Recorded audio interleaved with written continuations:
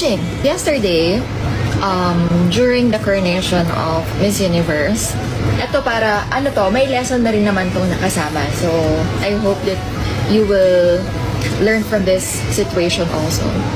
From this scenario.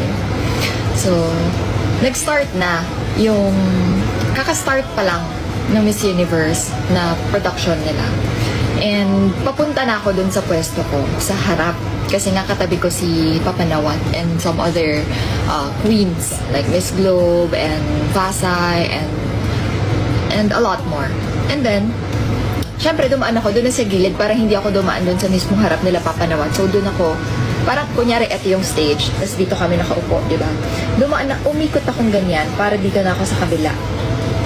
Dumaan. Hindi ko na maharang yung panonood nila Mr. Mario, Raul Rocha, and Papa Nawat. So, doon ako sa kabilang side. And then, nandun kasi si Picha, minute namin siya. Yes, katabi ko din si Engfa. And then, nakaano ako, hindi ako super tayo kasi nga alam ko na nag-start na. Nag-start na siya. Lumabas na yung ilang girls. Parang 3 girls yata yung lumabas na nun. So, hindi ako super nakatayo kasi alam ko may mga nanonood sa likod. So, nakayuko ako na ganyan habang tinatanong ko si Picha kung saan yung place ko, kung saan nakaupo. So, tinitingnan nila. Tapos siguro nagstay lang kami doon, like, hindi naman siya more than 10 seconds. Mabilis lang din naman. Tumayo din kasi si Picha nun. And then, so here's the kwento. A Filipino.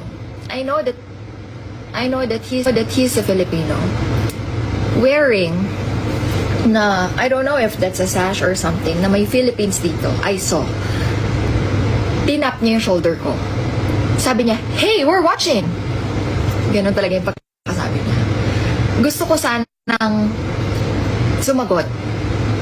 Kasi, I know, parang sa sinehan lang, kapag dumaan kayo, yuyuko ka, diba? So, it means you respect the people at the back na nanonood.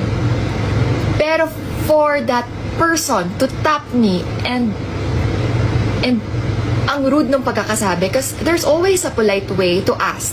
Parang, excuse me, please, a lot of people are watching. Please, can you please lower down?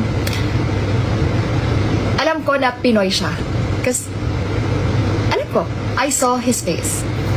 And Josh Yugen, another Filipino and a national director of some Miss Universe, franchise holder siya, si Josh Yugen.